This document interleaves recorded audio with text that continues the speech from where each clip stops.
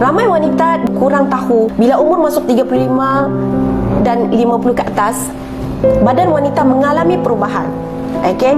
Satu, hormon estrogen menurun. Apa tu hormon estrogen? Apa fungsi hormon estrogen tu?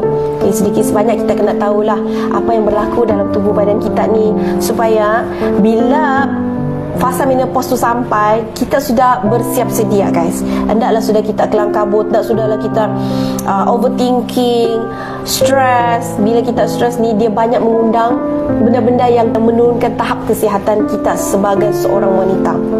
Okay, sebab kita ni kan banyak topik mau pakai kan. Okay, jadi kalau kita tak sihat, macam mana kita mau menjalani kehidupan kita seharian dengan lancar?